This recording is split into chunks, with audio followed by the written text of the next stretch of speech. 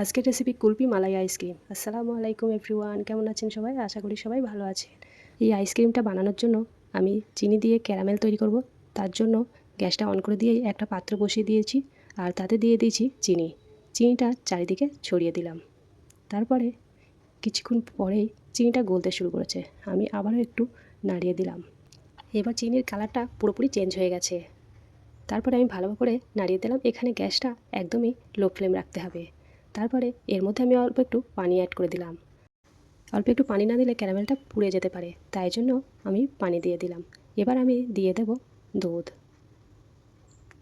আমি এখানে 3 কাপ দুধ দিয়ে দিয়েছি। তারপরে আমি দিয়ে দিলাম পাউডার দুধ। এখানে আমি 5 টাকার পাতা আমুলিয়া নিয়েছিলাম 3 পাতা, সেটা আমি দিয়ে দিয়েছি। এবার নাড়িয়ে চাড়িয়ে আমি ভালো করে ফুটিয়ে নেব।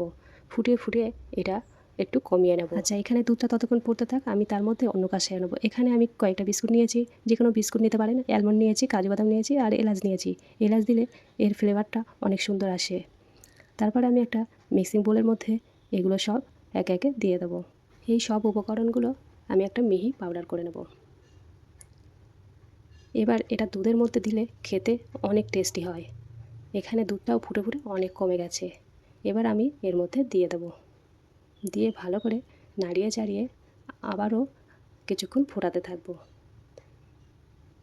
এখানে আমার দুধটা পুরোপুরি রেডি হয়ে গেছে আর এত সুন্দর সেন্ট আসছিল, মনে হচ্ছিল এক্ষুনি খেয়ে নিই। দারুণ হয়েছিল খেতে।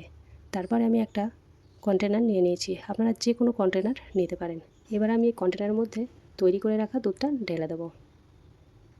তারপরে এটাকে সেট করার জন্য একটা ঢাকনা দিয়ে বন্ধ করে আমি ডিপ ফ্রিজের মধ্যে রেখে দেবো কয়েক ঘন্টা। এখানে আমি এবার ডিপ ফ্রিজ থেকে বার করে নিলাম। ঢাকনাটা খুলে আপনাদেরকে দেখাচ্ছি। দেখেন কত সুন্দর হয়েছে আইসক্রিমটা। এবার আমি একটা পাত্রের মধ্যে ঢেলে নেব।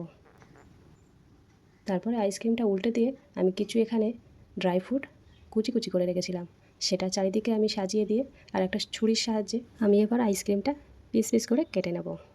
এখানে আপনারা চাইলে অন্যান্য ড্রাই ফ্রুট দিয়েও সাজাতে পারেন। খেতে অনেক সুন্দর হয়েছে, একবার অন্তত ট্রাই করে দেখবেন। দারুণ হয়েছিল, পুরোপুরি দোকানের মতো। অনেক সুন্দর হয়েছিল। আচ্ছা, ভিডিওটি ভালো লাগলে অবশ্যই কমেন্ট করবেন, লাইক করবেন আর সাবস্ক্রাইব করে পাশে থাকবেন। আজকের ভিডিও এই পর্যন্ত। ভালো থাকবেন, সুস্থ থাকবেন। আল্লাহ হাফেজ।